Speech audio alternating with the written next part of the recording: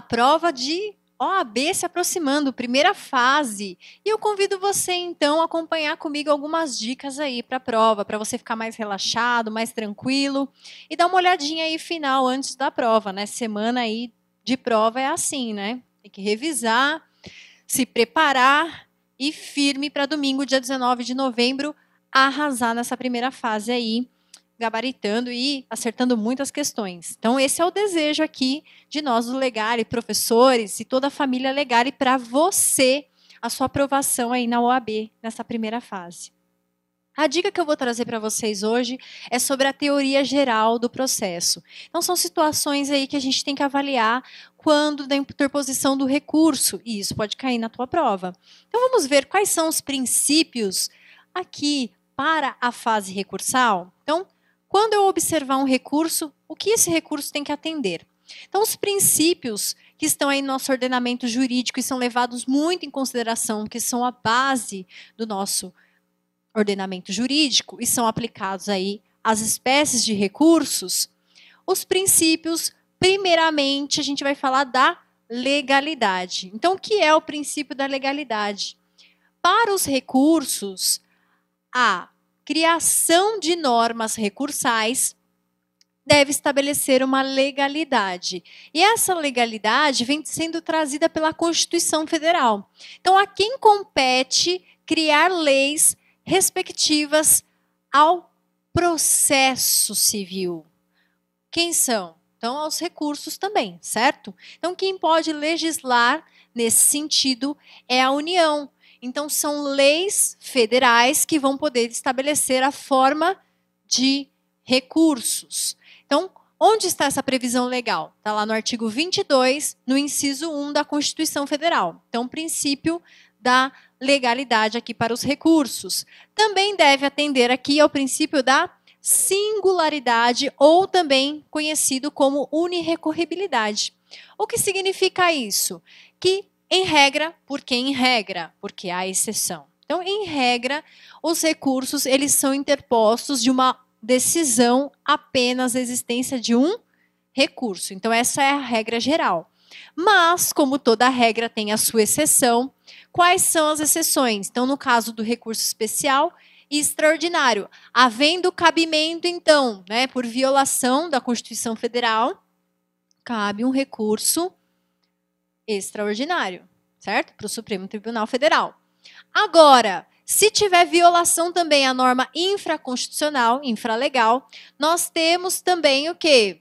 A interposição de um recurso especial para o STJ. Nesse caso, né, do acórdão que julgou a apelação, pode caber também recurso especial e recurso extraordinário. Então, nessa situação é a exceção. Nos demais recursos, um recurso por vez atacando uma decisão, ok? Também nós temos o princípio da disponibilidade. Então, o ato de recorrer, ele é disponível, ou seja, é uma faculdade das partes recorrerem, não é uma obrigação. Então, ela pode dispor de recorrer, ou seja, não interpor o recurso, ou mesmo interpondo, ela pode desistir. Então, a parte pode desistir do recurso interposto, tá? Esse é o princípio da disponibilidade. E com relação à fungibilidade, em regra, para cada decisão nós temos o quê? Um recurso específico, mas em algumas situações pode ser adotado o princípio da fungibilidade, o que significa ser, né, ter a fungibilidade adotada para um recurso interposto. Quando a parte interpor um recurso de forma equivocada, pode ser que o tribunal aceite esse recurso. Mas em que situações pode ser aceito? Quando o recurso for semelhante. Então, por exemplo, quando a sentença é de um juizado especial federal ou de um juizado especial civil, contra a sentença cabe um recurso, que nós chamamos de inominado. O recurso inominado tem um prazo de 10 dias, enquanto que uma sentença da justiça comum, né, não seja do juizado, então excluindo os juizados, ela vai produzir aí um efeito que vai gerar às partes o direito de recorrer daquela decisão. O recurso para atacar uma sentença da justiça comum, ela é a apelação. Então, o recurso adequado é a apelação. Então, nessa situação, se eu estou no JEF e dentro do prazo legal de 10 dias eu interponho uma apelação, como ambos querem atacar uma decisão, uma sentença, poderia o tribunal aceitar, ou a turma recursal aceitar o recurso de apelação como se recurso inominado fosse. Então, esse é o princípio da fungibilidade. Então, só exemplificando para vocês. Então, quando for um erro crasso, ou seja, o recurso interposto não tiver qualquer semelhança com aquele adequadamente que deveria ter sido interposto, aí não caberá a aplicação do princípio da fungibilidade. Então, tem que haver uma semelhança. E no exemplo que eu trouxe para vocês, essa semelhança, ela é bem próxima, né? Ambos estão atacando uma sentença de primeiro grau. Tudo bem? Com relação ao recurso ainda, nós temos o princípio da reformatio in pejus. O que significa dizer isso? A gente conhece muito lá do processo penal, né? Mas aqui no processo civil também é adotado, que é o seguinte: a parte ela pode recorrer, mas nunca esse recurso vai poder o quê? Trazer prejuízo à parte. Então, no processo penal fica muito mais fácil da gente verificar essa situação. Eu estou recorrendo para diminuir a pena. Se eu recorrer, não vai poder o quê? Ampliar aquela pena, certo? O que vai ser adotado ali como critério, o quê? A redução da pena. Então, a mesma coisa no processo civil aqui. Também, se eu recorrer, é possível aqui a aplicação do princípio reformatio in pejus para não piorar a situação, né, do que foi requerido ali no recurso. E nós temos também o princípio da remessa necessária, também reconhecido aqui pelo reexame necessário ou recurso de ofício. Então, no reexame necessário, ou na remessa necessária, ou no recurso de ofício, como queiram, quando a fazenda pública seja a parte, então, primeiro requisito, para haver reexame necessário, tem que ter, né, no polo, seja ativo ou passivo da demanda, a fazenda pública.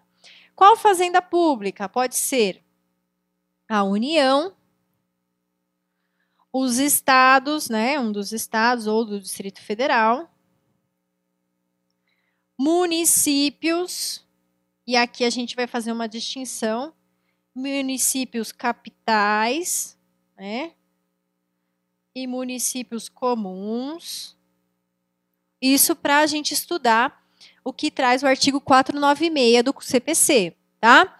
E além da fazenda pública, também, seja da União, Estado, Distrito Federal, município, também a regra vale para suas autarquias e para fundações públicas, tá? Então, mesmo que aplica aqui para a União, aplica-se às autarquias e a fundações públicas. A mesma coisa nos estados, a mesma coisa nos municípios, tá? Então, quer ver? Exemplificando. Uma autarquia pública, uma autarquia federal, tá? Uma autarquia federal, ou seja, está regida aqui pela União, certo? União Federal. O INSS. Então, numa ação contra o INSS, que é uma autarquia federal, vamos ver quando se aplica a remessa necessária? O que significa remessa necessária?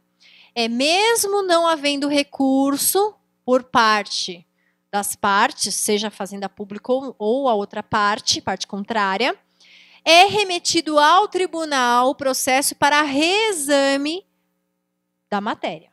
Tudo bem? Então, é submetido ao segundo grau de jurisdição, mesmo que as partes não ingressem, não interponham recurso. Ok? Quando é que isso acontece?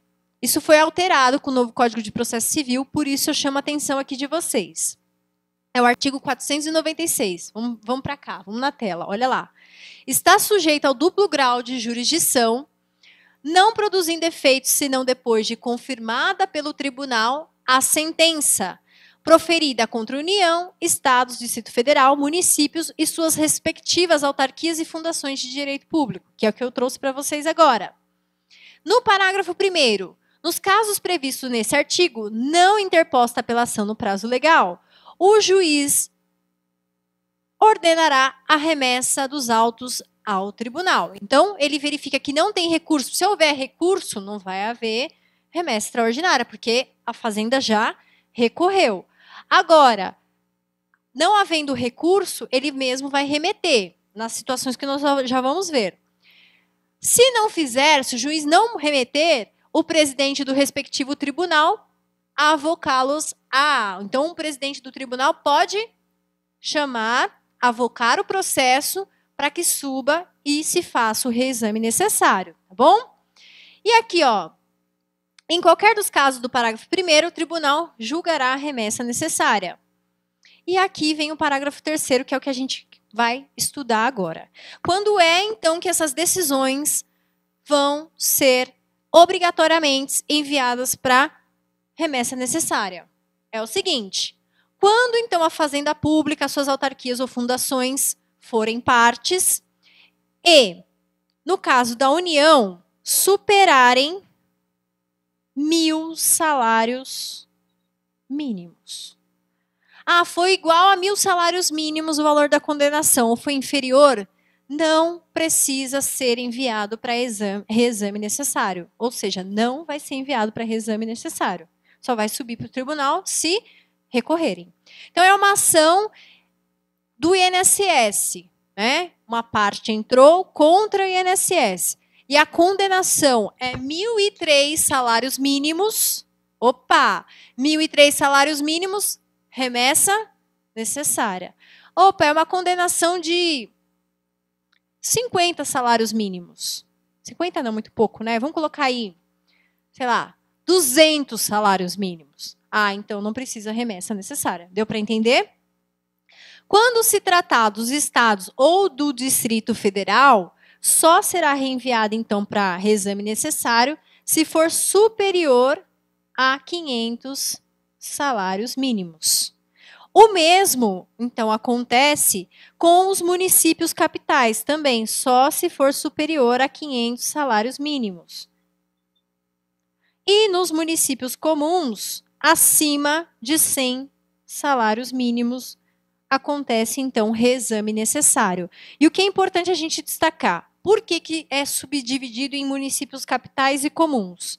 Os municípios capitais são aqueles municípios maiores, ou seja, porque são capitais de estados. Então, só vai se aplicar ao município que é capital. Então, por exemplo, São Paulo, a capital de São Paulo é a cidade de São Paulo, é um município capital, portanto, superando esses valores aqui, de 500 salários mínimos, será enviado para remessa necessária.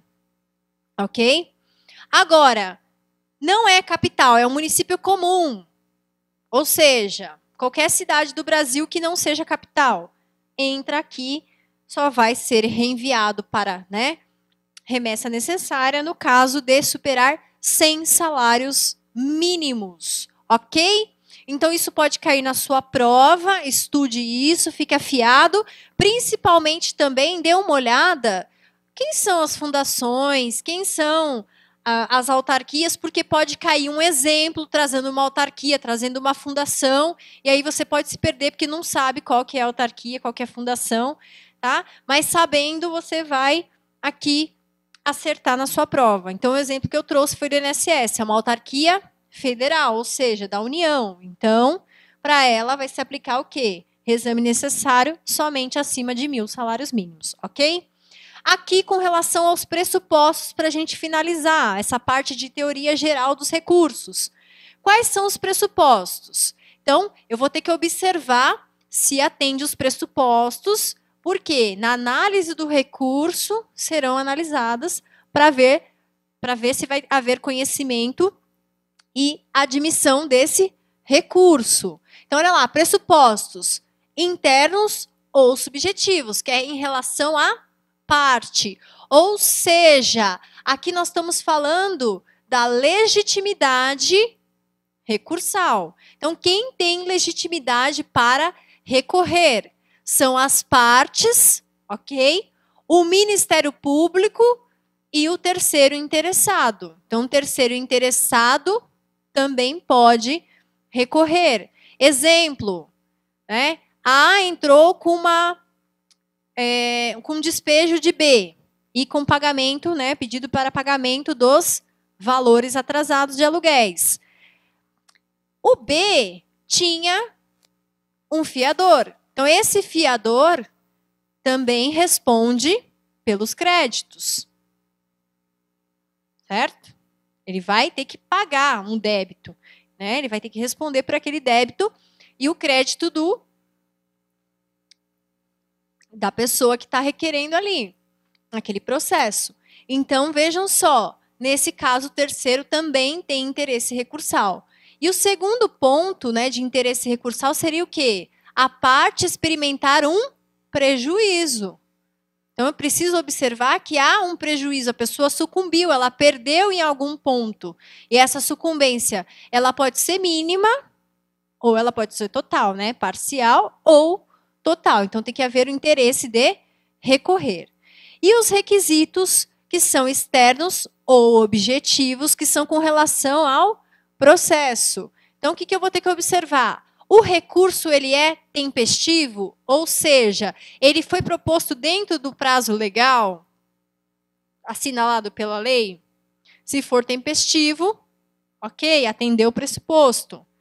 Aí eu preciso observar o quê? O cabimento ou adequação, que é aquilo que nós falávamos quando a gente falou da fungibilidade. Eu tenho o quê? Para cada decisão, um recurso que é adequado. Em algumas hipóteses, se eu não propor o recurso adequado, pode ser que o tribunal entenda pela fungibilidade e mesmo assim processa, receba e dê seguimento àquele recurso. Mas, de outro lado, nós temos o seguinte: para cada tipo de decisão, nós temos então o cabimento, a adequação, um recurso que é adequado àquela decisão. E nós temos também o preparo, que também é um requisito de admissibilidade. Então, eu vou ter que observar o quê? Foi recolhida a taxa referente ao preparo? Ok? Então, observar isso. Há recursos que vocês vão ver que não há preparo para ele. Por exemplo, o embargo de declaração. Não tem preparo, certo? E outros também. Bom, então esses são os recursos, aliás, são os pressupostos e princípios dos recursos. Eu espero que você acerte essa questão na sua prova. A aprovação está aí, a prova está pertinho, pertinho, pertinho de você e a aprovação também. Basta você estudar, ir com tranquilidade para a prova e já com a mente de vencedor. Eu passei, essa prova é minha, certo? E nos vemos, então, espero que você venha para o Legale aqui estudar para a segunda fase e até mesmo para outros cursos, para pós-graduação. Esperamos vocês e toda a família Legale aqui deseja uma boa prova para você, que você passe nessa prova. Uma aprovação garantida aí. Um grande abraço a todos e boa prova. Tchau.